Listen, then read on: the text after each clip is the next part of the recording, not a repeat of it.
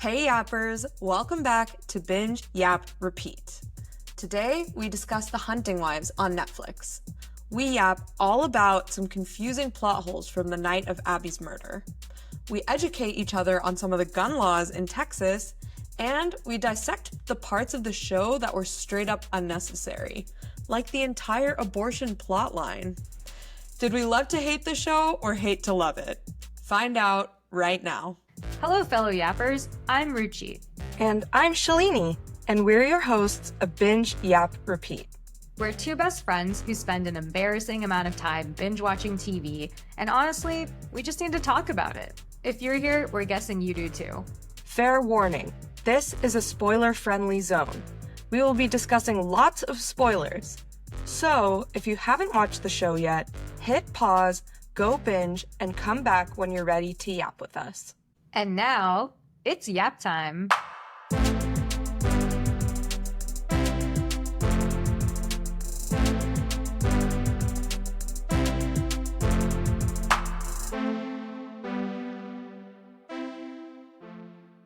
What's up, yappers? Shalini, you ever been hunting? I ain't never been hunting. I ain't ever been no wife. Then you ain't ever been no hunting wife. So today we'll be talking about Department Q. No. Yes. Today, yappers will be discussing Hunting Wives. Excuse me, it is The Hunting Wives. Oh, so I'm so sorry. Okay. Okay, so the premise of The Hunting Wives is Sophie, who is played by Brittany Snow, trades city life for East Texas and falls into a wealthy socialite, Margot, played by Malin Ackerman, a wealthy socialite's magnetic orbit where a clique of housewives hide deadly secrets. The Hunting Wives premiered on Netflix on July 21st, 2025, and is based on a book by May Cobb. So, there are so many things I want to talk about, including differences between the book and the show, the ending, what crazy. But I'll just hand it over to you, Shalini, for your overall thoughts. All right, my OTs. I thought this show was a perfect shitty summer binge. You know what I mean? It had it all. It had rich people with crazy secret lives. It had murder. It had Lesbians. Oh. It had lesbians. Yeah, it really had it all. So, it was a very strange premise, but I enjoyed it. I enjoyed it in the way that I enjoy shitty TV. Like, I enjoyed it so much more than I enjoy higher quality television sometimes, just because it was so bingeable and I was so into it, but not because it was high quality TV, if that makes sense. Yeah, that does make sense. So was it like a good background show for you then? Is that what it was? Or were you still like in it? I guess I was in it. I think if we didn't have this podcast, I maybe would have treated it as a background show, but I wanted to come with a good discussion, so I was in it.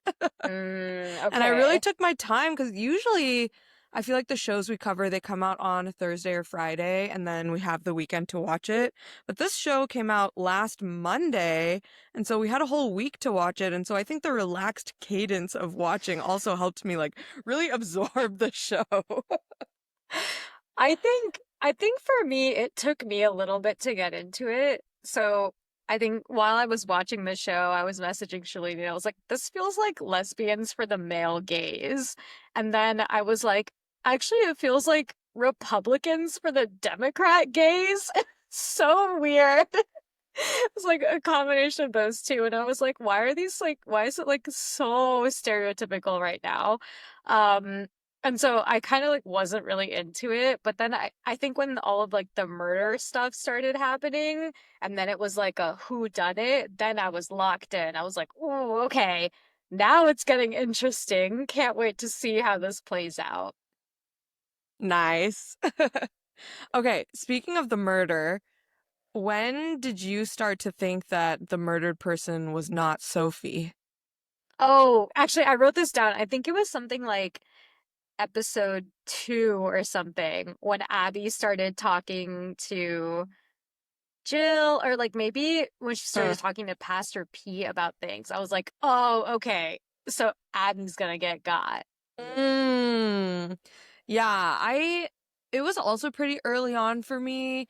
I think, yeah, I was watching. Oh, it must have been during episode 1 though, because I only watched one episode with my sister, and at the end I was like, they've never shown the dead person's face. So do you think it's not Sophie?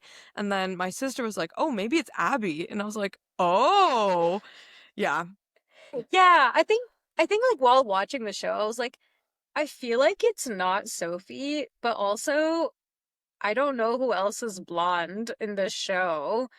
And then yeah, I probably should have put that together a lot earlier. I mean, Because also the way but that she was dressed too, right, was like very young, like yes, the it was victim. very young. I did clock that. I was like, "Oh, that's not really how Sophie's been dressing." And Yeah. so the outfit was very memorable, and so then when I saw Abby in the outfit, I was like, "Oh, so it's her." Yeah, I feel like they should have put her in something like less conspicuous. You know how in White Lotus, like you literally can't tell anything about the dead body? Anything. You just see their heel like floating above the water or something. So it could be anyone. I feel like they should have done something a little more like that where you really couldn't tell, but Yeah. whatever. Yeah, I think I think they were really banking on the blonde hair, and then they forgot about the outfit maybe. Because there's only like one person who really fits that bill. But she does get killed basically halfway through the show. So it's not Yeah. like a like White Lotus, right? The last episode is like, who could it be? Yeah. But then in this show it was like, okay, it's Abby. Now let's figure out what the aftermath is. Very true. Very true. So speaking of the aftermath, I was a little pissed off at the ending because Oh, yeah, because I felt like there was so much lead up and fallout as a result of, oh, who killed Abby Jackson? Like, who's it gonna be? Who's taking the fall? Who's getting set up? Who's getting framed?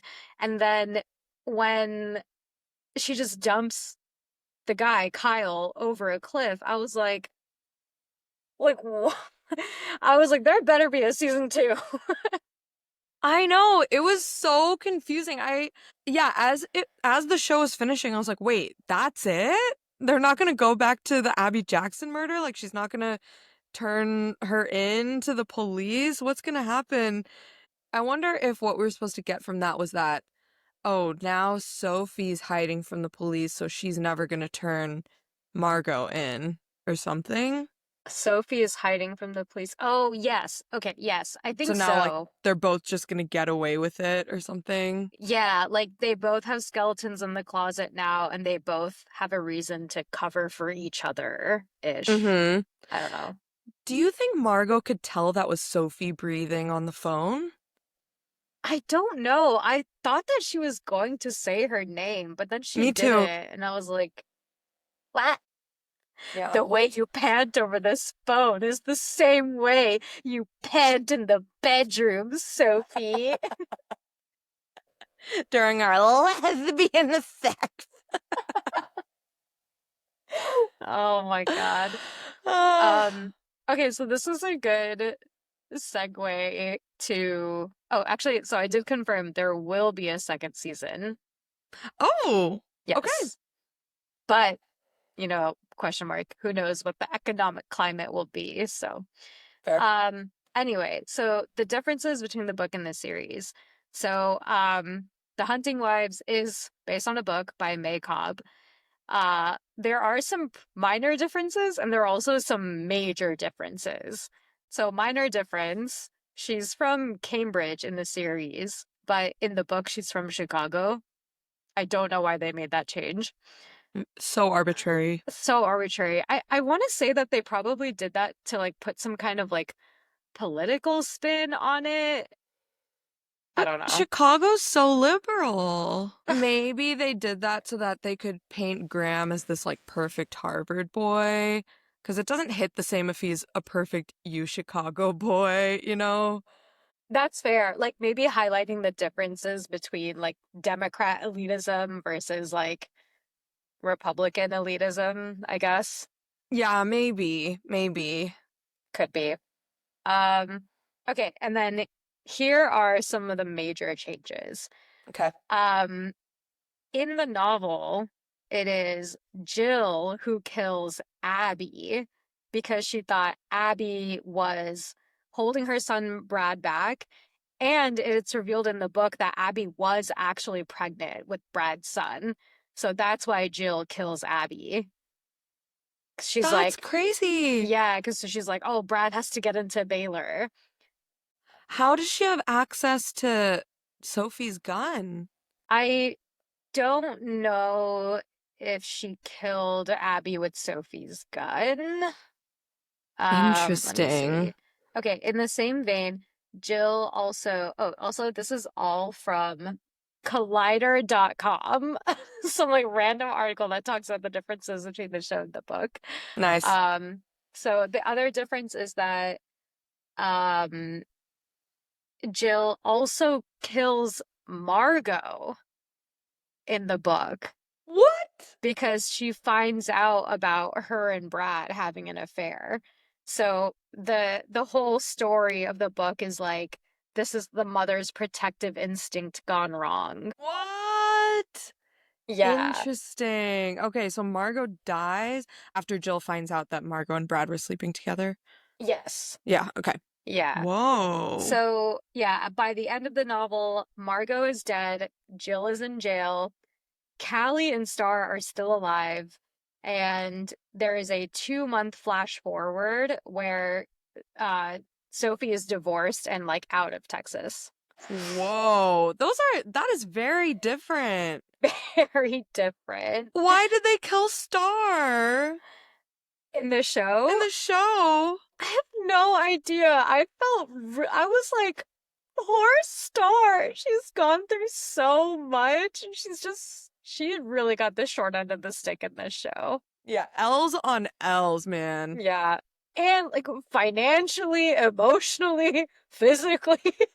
Dude. No dubs for Star. Like the Caltech basketball team just L's across the board. Okay, let me see what else is the change. Okay, I think those are like the major changes, but yeah, that's like pretty big change. And so I think what they were trying to do is maybe they were like, oh, if you've read the book, then you know that Jill is the murderer. So we're gonna just change it entirely and make Jill a red herring and then kill Jill off so Kill that Jill, kill. Volume 1. That's what they should have named the show. Okay, wow, that definitely changes a lot. When did you, I guess, who did you think was the murderer, and did you suspect Margot at all? Yeah, I did. I think I suspected her, and then it reached a height, and then I was like, oh, maybe she's not, and then it came back down again. But the height of my suspect was when Margot was going around being like, oh, like, but there's no reason to suspect your mom, Brad, unless, and I was like, what are you like? What is that? Like, that's so manipulative. And she did that like twice. So I was like, okay, that's highly suspect, Margot. Yeah, yeah. I must admit, so I was Googling Abby Jackson because I wanted to see if I had seen the actress in anything else. But then one of the first results was like, why did Margot kill Abby? And I was like, wait! Oh my God, yeah. Rookie mistake, rookie mistake. But then I really second guessed myself and probably ended up thinking about who else could have killed Abby more than I would have if I hadn't read that because I was like, did I read that right? I feel like it could be Pete. I feel like it could be Jill. And then yeah, so I thought about it a lot, but I guess I was definitely tainted by what I had read. I also thought like I didn't even think she needed that abortion plot for a motive. Like I thought the motive was clear that Abby Yeah, I thought the motive was clear that Abby knew about the knew about the affair, and so she was going to tell Margot's husband or whatever, and Margot was like, "We can't have that," and then killed her. So it was interesting that the abortion was like the big reveal. Okay, yeah, that's a way more reasonable plot line. I also was a little bit confused about the abortion because yeah, I think it was like revealed that she had an abortion, but then what did that materially mean? How did that change the plot? Yeah, I don't know, because I think okay, order of events was Margot has abortion of Brad's baby. Brad confides in Pete Lightfoot, about the abortion, doesn't say who. Pete assumes it's Abby, goes and berates Abby for doing this. Abby puts two and two together and is like, if Brad was talking about a girlfriend's abortion and it wasn't me, it must be this bitch. And then she goes looking for her in the woods. And then that's when Margot finds her. But did Abby ever know that? Oh, Abby did know about the abortion because Pastor Pete told her that Brad told him, and she was like, Yeah, "What?" And that's how she knew. But then she called Jill beforehand and was like, "Oh, your son's been impregnating your friends." yeah. And then I don't know how she goes into the woods and then Margot finds her in the woods. Yeah, I don't know how Margot finds her. And why Sophie there? Yeah, and we didn't get an answer to that either, right? We had video camera proof that Sophie and Abby saw each other in the woods, but then we didn't get any resolution to that, right? We don't know how or why. We just know that she was in the woods at that time. Yeah, and we don't know what they were talking about. If Brad and Jamie knew that they were all out there. I guess that was after Brad and Jamie drove home. But they didn't drive home, right? They like drove around the lake or something and then went to the party. It was They did go unclear. to the party? I don't remember. Okay, okay. But in any case, no explanation for why Margot and Sophie decided to go into the woods and happened upon Abby. No. Or how Margot thought to bring Sophie's gun to the woods. Yeah. Also don't know about that. Like, why can't she just take her own gun? Yeah. Also, how did she even think to bring a gun? Because, like, how did she know Abby was going to be there? Yeah, maybe this is all things that they've left kind of as a question mark for the second season. Maybe. Yeah, Sure, we'll give it to them. I guess. I Um, guess. the other thing, oh yeah, going back to Pastor Pete, red flag from the beginning. Seriously. I was The like, this dude's a creep. I clocked it so fast. the literal instant that he showed up on the screen, I was like, youth pastor in a beanie playing a guitar in church, red flag. Yeah, absolutely. Glad he was part of the body count at the end. Oh, yeah. I'm glad he died. Also, I liked that he played a role in Abby's story in people realizing what happened to Abby, even though he wasn't the killer.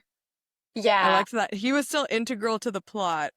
He wasn't just like a random red herring. Untamed. Take notes.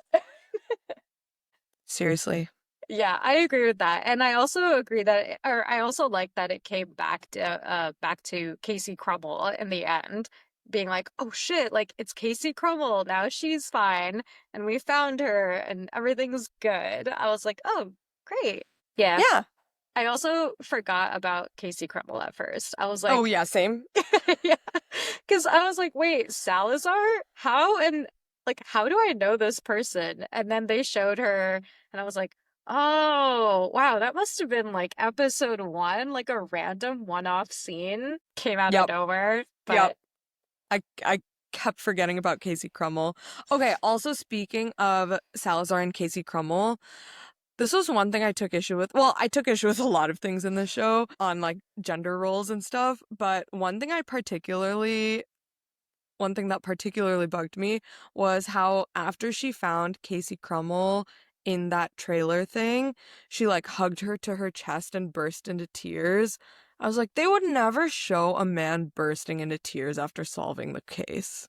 You know? Oh. I Oh, just that's thought a it was good like, point. why are they making her look so emotional? Like, I don't know. Maybe it's good that they showed someone being emotional about solving a case that has been haunting them, but I was like, I just hate that they made her a woman that was crying after doing her job well, you know? Yeah, I see what you mean. I think my response to that was I was really happy for Salazar because also she wasn't technically a police officer. She was like, she had basically risked her life trying to solve this case and she came so, so close. And like, as a result, was off the force, still didn't catch the guy. And it's now plaguing her. And there's some teenager that's gone missing, and all of this is riding on her.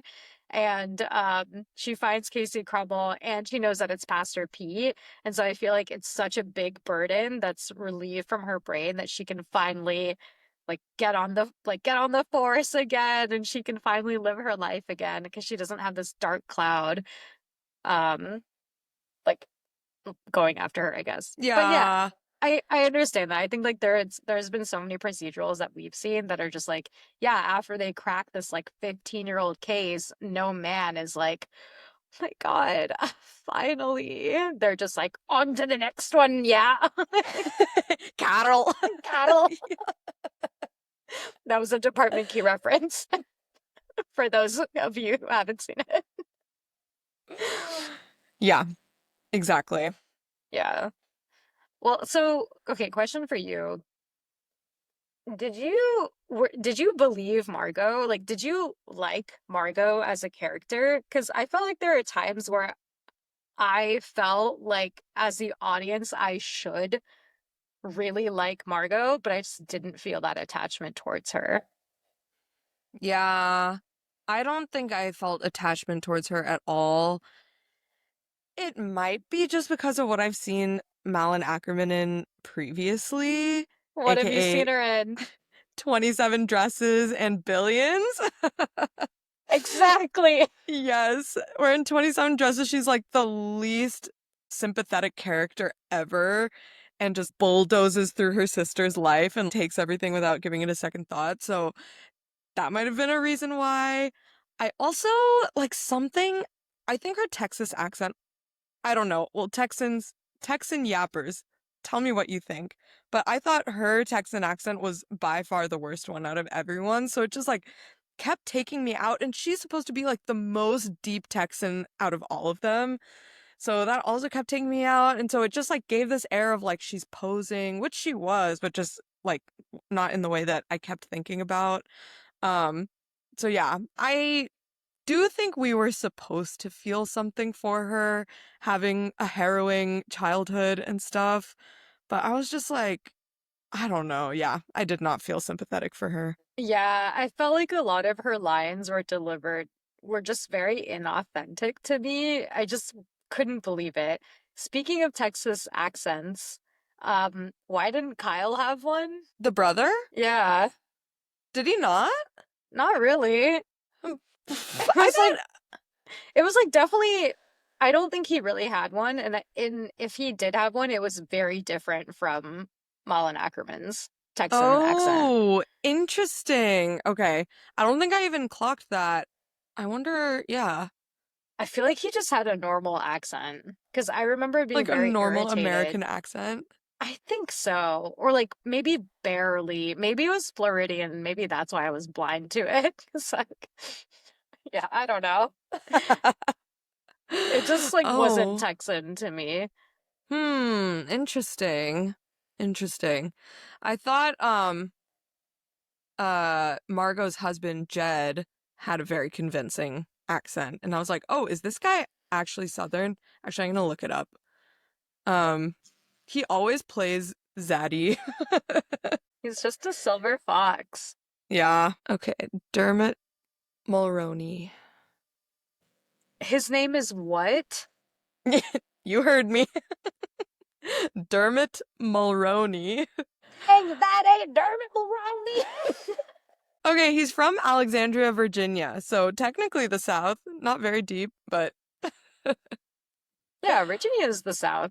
There are all pockets of right. Virginia that are like Virginia, you know what I mean? Virginia. Yeah, Yeah, where is Alexandria? Virginia. Alexandria, Virginia. Oh no, it's in DC. It's right on the border of Maryland. Okay. Never mind. I was thinking maybe it was like Western Virginia State, you know, like where Demon Copperhead is set, but no. Yeah, no. It Mm, ain't that. Not deep. Not that deep. Um, Malin Ackerman is from Stockholm, Okay, so yeah. I was wondering.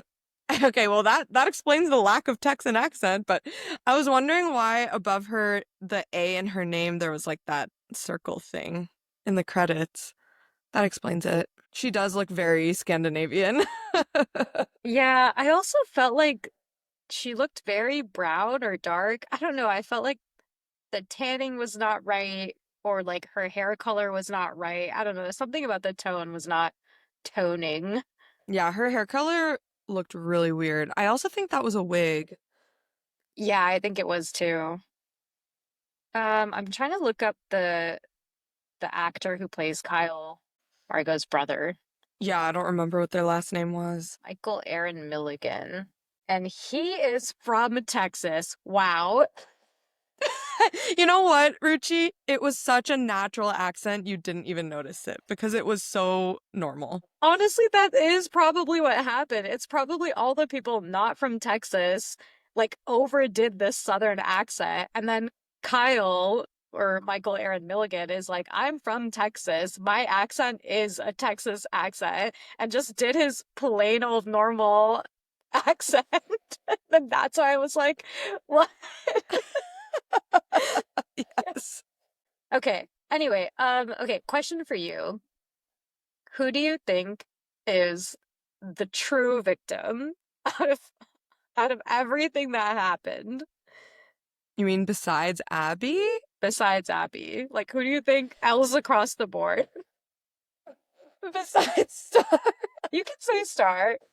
Yeah, I would probably say Star. I mean, she didn't do anything wrong. And just, yeah, like we said, L's on L's, man.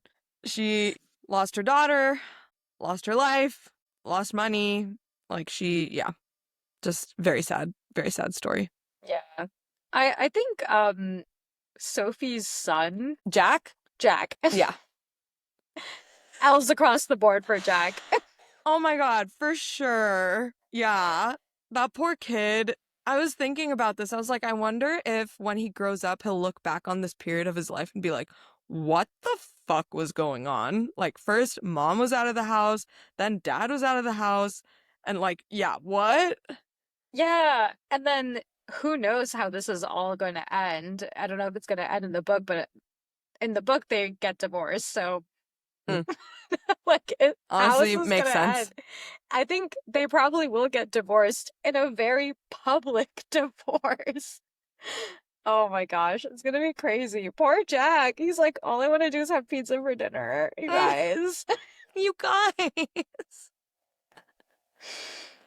And then speaking of Jack, there are so many scenes in like the first couple of episodes where Sophie is just hanging out with Margot, and she's like, "Oh, I like what's his name? Graham. Graham's gonna pick me up at 7, or like Graham's gonna pick me up here, and or I can't stay." And then she ends up staying until like 4 a.m. or something crazy, right? Why doesn't Graham just come and pick her up And like and get take her. her, yeah, and take her back? Yeah, He's like, I just don't call an know. Uber. I'm like, that is your wife, dude. How do you even know she's okay? Yeah. Yeah. And he's like, I'm not gonna stay up, take an Uber. I was like, she's not your roommate. She's the mother of your child who has a drinking problem. Yes. Okay, this is one thing I hated about Graham.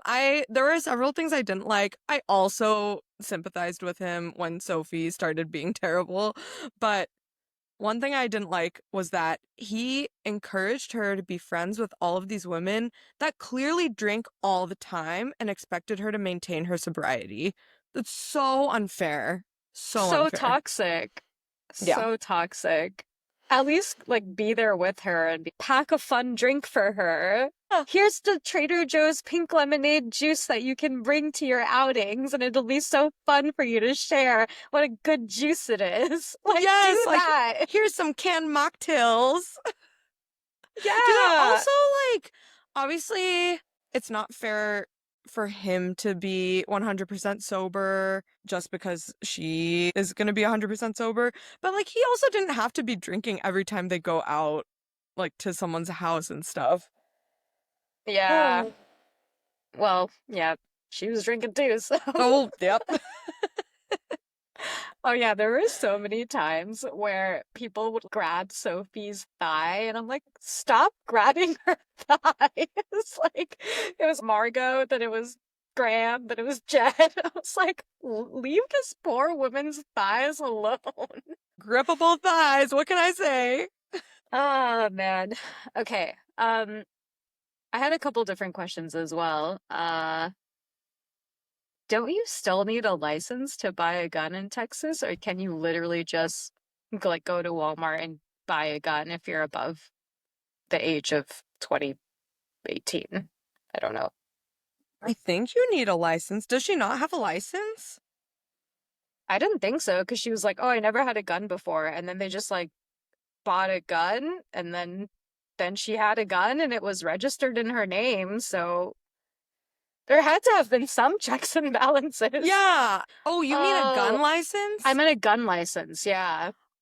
Oh, I don't know. Maybe she registered for a gun license there as well? I don't know. Do you get your guns and your gun license at the same establishment at the same time? Can you just go into a 7-Eleven and buy a gun? Oh, wow. Okay.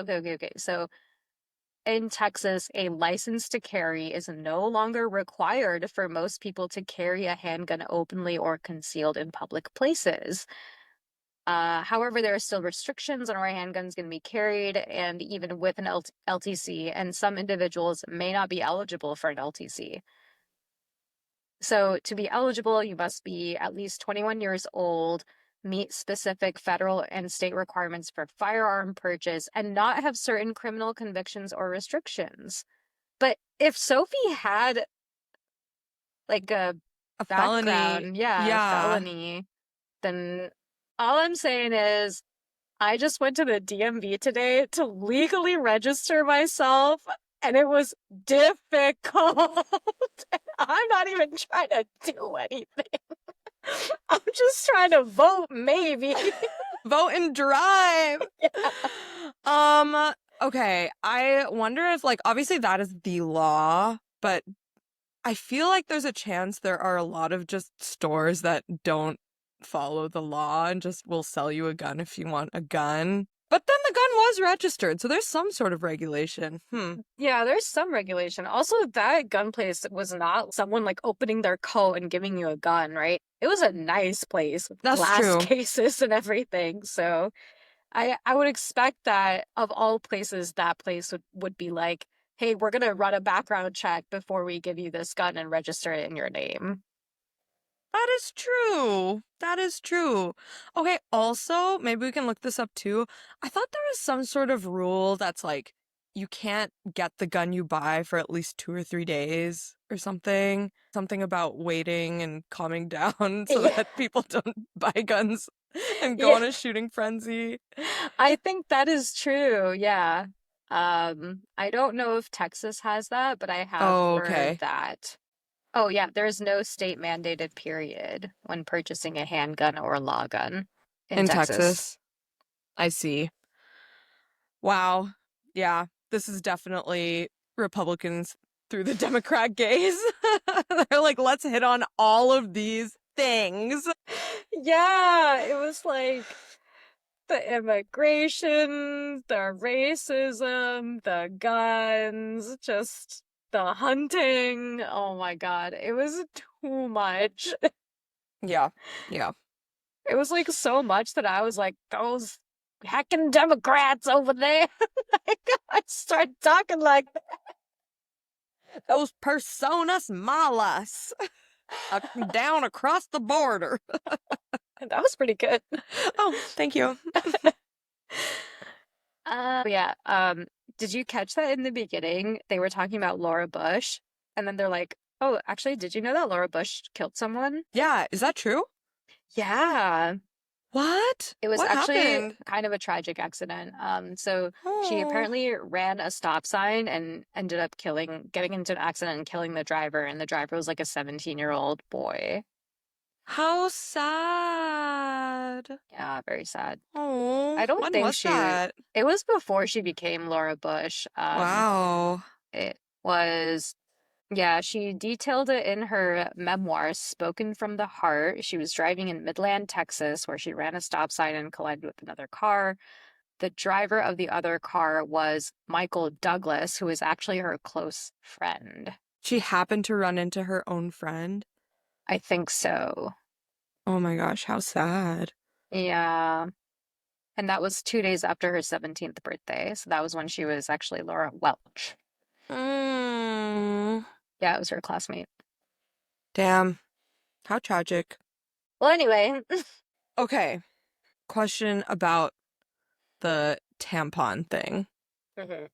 So the show basically starts by Sophie walking on Margot. Margot's like, "Do you have a pad?" And Sophie's like, I have a tampon." And then, only Democrats use tampons. okay, first of all, I did think it was a random weird Republican thing until the reveal, and so I didn't even question it. So I thought that was very fun writing. Um, Second of all, why would Sophie have a tampon in her purse if she had a full hysterectomy? Correct. Yeah. Maybe we can give her some grace and say, oh, she probably, like, it's a force of habit that she just has one. It's like, it's just a thing that girls do, Shalini. They just are there for each other and they just carry around tampons regardless of their own personal condition. You know? Okay. You know what?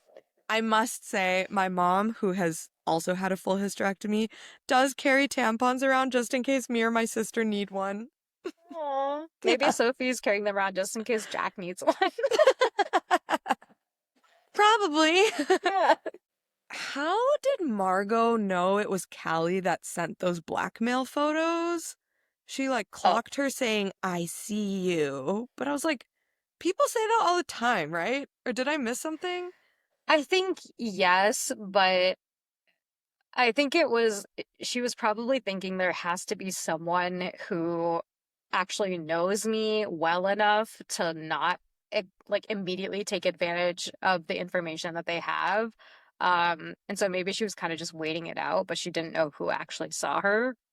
And then when in the note, it was like, I see you. And then that's why when Callie was like, oh, I see you, baby. And then she was like, it was you. Okay. All right. My question was, whose baby was that? That Star was babysitting? Oh, okay. It was Nina's, right? Or Nina's mom, maybe? So Nina is Abby's best friend, the brunette with bangs. Sophie was like, "Oh, I thought this was Nina's house." And then at the time I was like, "Who's Nina?" But then when the whole like Pete Lightfoot thing happened, I was like, "Oh, that's Nina." But when Sophie was like, "Oh, I thought this was Nina's house," Star was like, "Oh, I'm babysitting for her mom?" Question mark. So I think it was Nina's baby sister. Oh, okay. Because I thought there was going to be some crazy plot twist where it turns out that Nina's baby was actually Abby's baby, who's actually Brad's baby. Oh, I that never got aborted. Yeah, or like Margot actually ended up having a baby and then like gave it to Abby to take care of. Although I don't know how she would have gotten away with being pregnant. I didn't think that one through. But I thought there was a twist coming where that baby was actually Brad's baby. Oh, I could totally see that. Mm. But then, yeah, I guess it was just Nina's baby. Just Nina's mom's baby, hopefully, and not Nina's baby. Yeah, I was confused because Star was like, oh, she's just like Abby. Like, Abby also used to be super colicky when she was a child. And then I was like, oh, so that's Abby's baby? And then I blacked out or something, I guess. Yeah, I think she was just like remembering what Abby was like as a baby, regardless of whose baby she was currently watching at the time. It wasn't like, oh, this baby takes after Abby. Yeah, yeah. Did you know that Abby and baby are the same word if you just flip? Oh, Just thought I'd share that fun fact. more interesting trivia you get here exclusively at Binge Yap Repeat. Okay, I had like like other random thoughts. Did you notice that Jill has a mini Birkin? I did not notice the Birkin. Where was She that? had a small one when they were all signing the NDAs, and then Jill was like, Oh, I don't know. I don't know if I want to sign this. Let me pack up my little Birkin. She had like, yeah, a small one. Oh, okay. I did not notice that. Yeah, rich as fuck. Damn. How these bitches so rich? Yeah, they didn't really talk about that. Yeah, like the sheriff and his wife, in what world is that a super rich couple? Also, okay, so I guess the Bankses, he's an entrepreneur or something, so he made a lot of money. But then yeah, sheriff family, why are they rich? Pastor family, why are they rich? I think the implication was that they are probably families with super old money. Mm. I guess new money from American standards, but still old money. So they are just like these Texas families that have been there forever, and so they just are super rich. Okay. Generational wealth. I think so. That's what I'm believing. Okay. Otherwise, there's too many holes to poke. Uh, okay, I think why did Callie kill Jill? I think that really was because she thought Jill was gonna kill Margot. Mm, Yeah. so she was being protective of Margot. I think so. Yeah. Why? Did you not think that? I think it was just there are points in the show sometimes where I'm just like everything is escalating for no reason. Like there is no reason for you to be, pew, pew, pew, shooting everyone and everything in sight. Same with when Pastor Pete killed himself. I was like, why? Yeah, there was that. Also, when Sophie runs over Kyle, I was like, girl, what? Yeah. Why didn't you just drive away? What was he gonna do? Like, Yeah, agreed. There was no reason to kill him. I think even in the Pastor Pete situation, I feel like, I don't know, I feel like Pastor Pete killing himself means that he acknowledges that he did something irrevocably and irredeemably wrong. And I don't think he would ever think that because he thinks that he's such a good guy and that's why he keeps going after these women and like trying to be their white knight. that's so true. Like, what would make him turn around from literally kidnapping a girl one day to shooting himself in the head? Yeah, that's so true. That turnaround makes no sense. Or maybe he was like, I would rather be dead than go to jail for this or something. But then he said, I'm sorry. I don't know. Yeah, exactly. Like he said he's sorry. He like knows what he did wrong and then just shoots himself and it's just like just don't kidnap women. Like Yeah. yeah. It's You very know- simple, sir. It's it's actually really easy to not kidnap women. Not kidnap girls. Yes. You can actually even be friends with them. It's crazy. It's crazy. You could simply just not kidnap them. The Dems don't want you to know that you can actually just be friends. I thought I had thought of one more thing that I wanted to. I think it was about Jill. What was it? The fact that she was trimming the hedges and she chopped off a flower. I didn't notice that. chill, girl. What you doing? I was like, dang, she angry. Oh my gosh. No, I did not notice that. Okay, well, one thing about her, doesn't she look like maybe from Arrested Development? Yes, I see that. Way less freckles, though. Yes, way less freckles. If she had freckles, that would literally be maybe. Always be my baby. Yeah. Um, yeah. I don't know what I was gonna say. Just something around how she was like weirdly in love with her son. Yeah, she was. I was like, I don't know. I think the way that they presented the fact that Margot and Sophie had a relationship was supposed to be, in a way, shocking. Like, oh my gosh, these two married women are having an affair with each other. But then I was like, make Jill kiss Brad. I dare you. Do it, you coward. The Dems don't want you to know. You want Oh, to be man. fucked up? Fuck up.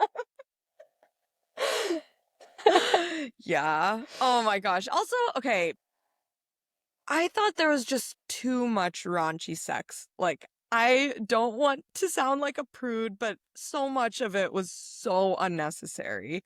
And it lasted so long every time. You're just like, yeah, we get it. We get it. Yeah. Lesbian sex. Lesbians for the male gaze. That's what Truly. it was. I wish I that's what I was like, okay, if you're going to make Margot actually lesbian and like have make her have an actual relationship with Sophie, I want to know more about that. Like, give me some more backstory about how she actually is, or like maybe thought she was bisexual. Oh, she's actually lesbian, and Yeah. that's why she's been having relationships with women outside of her marriage with Jed. Like, I wanted there to be more of a storyline behind that, but then it just turned into like Margot and Sophie kind of having some hot and cold relationship where Margot's like, I'm gonna do this, and then Sophie's like, you betrayed me, and then Margot's like, but I love you, and then Sophie's like, okay, and then Margot's does something else, and Sophie's like, you betrayed me again, I'll never trust you again, and then Margot's like, trust me, babe, and then Sophie's like, okay, it's just that over and over again. Yeah. Yeah. I didn't get enough depth of their relationship to even believe why Sophie would love Margot, because Yeah. from the outside, it feels like Margot is extremely toxic. She's pushing drinks on Sophie. She's not respectful of Sophie's boundaries. Why would Yeah. you love someone like that, even if you are just physically attracted to them? Totally. Also, don't you think the whole show would have been exactly the same if no one was a lesbian? Like, they could have just become fast friends, right? And like, it could have been kind of a toxic friendship where she's like kind of allured by her, but like, yeah. Shalini, the Dems don't want you to know that you can just be friends with women. You don't have to sexualize them and objectify them. It's crazy. Especially attractive women. Your can options just be are friends. your options are lesbian relationship, kidnapping, killing. Killing. Yes. Exactly. That's the only thing that you can do with attractive women. Oh my gosh. Oh, and then the other thing that annoyed me is while they were trying to figure out who killed Abby Jackson, someone calls the police, not the sheriff, but one of the other officers, and they were like, hey, it's me, your boy from across the town. I've got an update on the gun that was used in this robbery, and we think it's related to your investigation. And then the guy gets distracted and is like, I'll call you back later. And I'm like, he has critical information on an active case that is like nationwide right now. And you're gonna hang up on him? Wait, when did that happen? I don't even remember that. I forget even what he got distracted by, but he was like in his office and he was on the phone with someone. They're like, we've got an update. And it turns out the update was the gun. It was why they arrested Sophie, because the gun used in that robbery was the same gun that killed Abby Jackson, and it was registered to Sophie. Oh, was this when that lady came up to bald police officer and was like, blah, blah, blah, something about a gun? Yeah, but they had called earlier too, and Oh we my had God. seen Okay, so that they scene. ignored the first call and then it took this lady coming to him in person and being like, blah, blah, blah, gun? Yeah, it was like an NPC interaction almost, when you're like doing quests and then the NPC is like, "Hey, did you check that cabinet behind the couch? Something weird is over there." And you're like, "Yeah, fuck you, NPC," and you go about and you like break pots and whatever, and then the NPC is like, "I really think you should check behind that cupboard. Something's glistening." It was like that. I was like, stop doing your side quests. That is so accurate. That's so accurate. Yeah, and we never saw that lady ever again. She just, Who was she? her purpose was fulfilled. She evaporated into the ether. Oh my gosh. Oh, man. I wanted to go through the final body count. Oh, okay. Yeah. Final body Final count. body count. Abby Jackson, Uh-huh. Pastor Pete, Star Jackson, R.I.P. Jill, Kyle, and Casey Crummell almost, but no. Almost. And Salazar almost, but no. So yeah, 5 bodies. Damn. You know how we were like in Sirens, we were like, no one died. In this show, I'm like, so many people died. This show and in Untamed, so many people are dying. Oh, yeah. All over the place. Maybe we can spend a little bit more time on Graham and just like their relationship dynamic. How would you feel? I guess how would you have acted similarly to Graham if you were Sophie's husband? This like super traumatic thing happened while she was drinking and driving. Yeah, how would you deal with that as a spouse? We were forced to move to Texas. Yes. I would absolutely not live in the suburbs where we had to drive everywhere. I would like live in the city where there is some form of public transport somewhere. Yeah. I'd be like, That's so fair. yeah. I'd But be like, do you think babe. you would let her drive or like what? How would you handle that? I think it's just like, yeah, it's up to her if she wants to drive or not, right? Like, if she's feeling like driving is super traumatic, then like, yeah, don't drive. Like, it's all good. Like, Yeah. we got public transport on our left. We got a little Tesla right here. Waymo's coming to Austin. Like, maybe we should move there. Like, many options. But also, if she wants to drive, then like, yeah, of course, drive. How do Mm, you feel? yeah. I don't know. Like, I think it's really complicated because well, yeah, I don't think I would force her not to drive, but I don't know how I would feel if my, let's say, husband, like, if he was drunk driving and killed someone, how I would deal with that, like, how I would want to help him set boundaries in his own life. Does that mean telling him that maybe he shouldn't drive for a while? I also don't know how long it had been for Sophie. Um, I think 2 years is what they 2 said. years. Okay, that's like quite a lot of time. Yeah. But yeah, I don't know. I just don't know how I would feel, and then how would I feel about my husband potentially like driving our kid around and like just so many questions, and especially when he started questioning if she's still sober or not. That's scary. I don't know. Yeah, that's a good point. I think driving the kid, I think, is a big red flag. But I feel like if it's a matter of driving yourself versus like Ubering everywhere, I think that's an exploration like the other person like just has to do by themselves. Because I Yeah. feel like the other side of that is Sophie or this hypothetical scenario, whoever your spouse is, probably feels so much guilt and remorse over doing this specific thing that I think, I don't know, I wouldn't want to burden them even more by being like, you can't now that you've done this, you can't do all of these things, and here are Mhm. all of the ways in which I don't trust you. I think that's like another issue. Because then if it's like a matter of trust, then that's okay, well, you need to resolve that. Yeah. Yeah. Not via control. Definitely. Yeah. Yeah. And then how would you handle it if you were Graham once Sophie was arrested for murder? Or even the first time she's taken down to the station because it was her gun that killed Abby Jackson, and you're like, whoa, like my wife has a gun? It was used in a murder? How do you think you would react to all of that? I probably wouldn't like use the yellow pages and find the first lawyer that's like, I wouldn't phone it in and like Hmm. just give them a random ass lawyer. I would probably try to give them a lawyer that, actually is worth their salt. So I think that was a little bit like, Graham, what the hell are you doing? Do you want her to go to jail? Like, because that's where this Right. is going. Um, I think the second thing is I think that would result in a lot of lack of trust.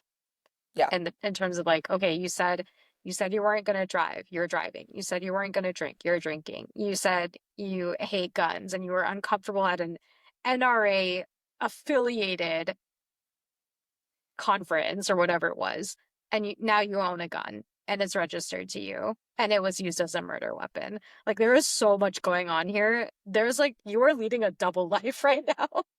Yeah, I was honestly surprised he didn't like pick up and leave Yeah. with Jack. Like, yeah, I was very surprised.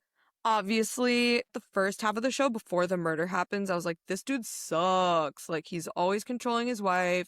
He always undermines her in front of other people, just, backhanded compliments and stuff. But then when all of this happened, I was like, I'm kind of on Graham's side, to be honest. Like, Really? yeah, because I feel like he was the only one thinking about their son. Poor Jack. And Yeah. Sophie was like caught up in her affair with Margot. She's cheating on him. She's drinking. She's driving. And he's the only one. At that point, I was like, yeah, I'm definitely on Graham's side. He's still an asshole for how he was treating her before. But like, yeah, I was very sympathetic to him once all of the shit started. Yeah, that's a fair point. I mean, he did stick by her at the end of the day, so and he tried again with the second lawyer, so I understand that. And he probably is trying to have Jack's life as stable as possible and also not malign Jack against Sophie Hmm. or himself.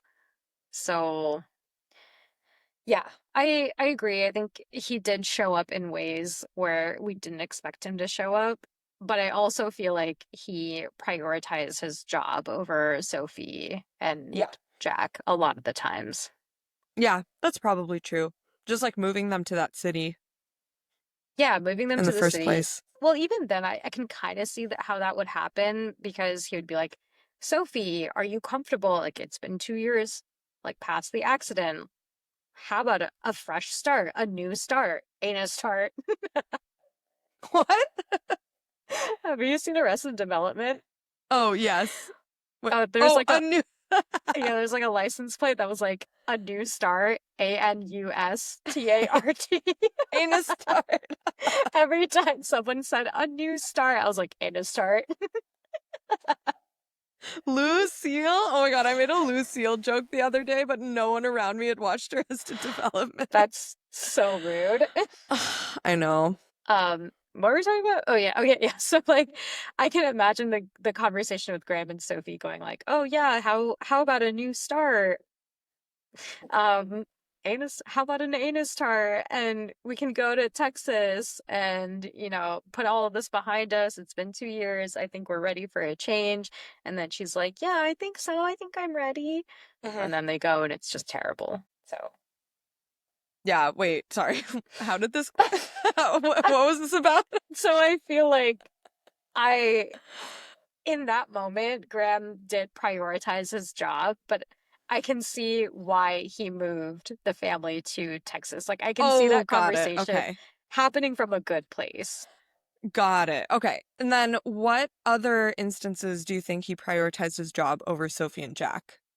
In a bad way, Mhm. just like every other action that he did in the show. So like the NRA convention that was like geared towards Republicans. Because I think what happened, I think like Sophie and Graham are probably liberals, right? Yeah. Okay, yeah. So like that was prioritizing his job because he was like, oh, my boss is like doing this. Um, the going to the boss's house to like schmooze with them while Yeah. he knows that there would be a lot of drinking. Yeah, just like everything else, like forcing her to hang out with Margot in spite of knowing how much they drink, Mm-hmm. Yeah. Yeah. I agree.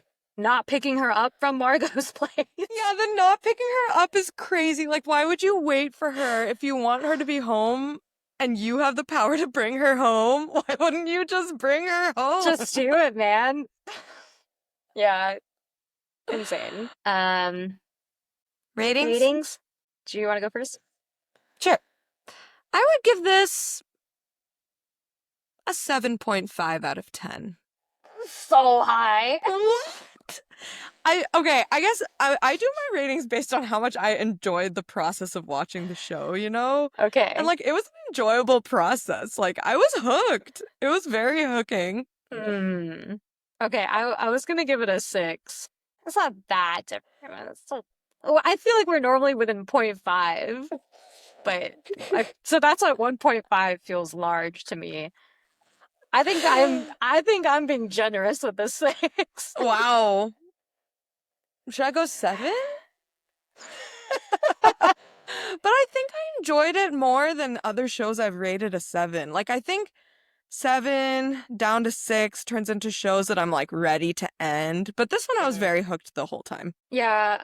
Okay, then I think that's a fair assessment for you. I think, yeah, for me, I just like wasn't hooked. I think it was just this whole like stereotypical stuff about like how Democrats and Republicans see each other, and like how men and women see each other, and how like gay and straight people see each other. I'm like so over it. I'm just like, we have spent so much of human civilization talking about our differences, and like we're finally in a place where like, all of this is not that, it's not like crazy anymore, right? It's not crazy to like see gay people. Yeah. I think that's why I was just like, oh my God, it just feels so regressive. And also, I think in this political climate, I'm like so over the headlines that are talking about these topics. And I don't know if that's me putting my head in the sand or if it's just me being tired about things, but I'm just like, I'm over it. That being said, I did get more into it when they started talking about like the murder specifics. Mm-hmm. It was just the Okay. front part.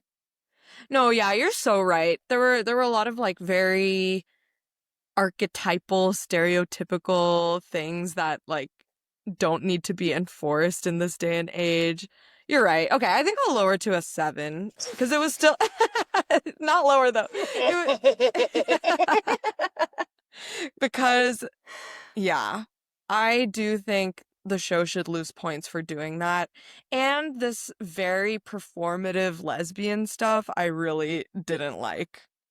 Give us a lesbian love story, but don't give us this fake ass straight women who are like getting off on doing each other. Yeah, and like just suddenly they have a relationship and they love each other because they're physically attracted to each other. Like Yeah, out of that, nowhere. not even gay relationships, like that doesn't give any relationship a good name. That's just No. like bad writing. Yeah.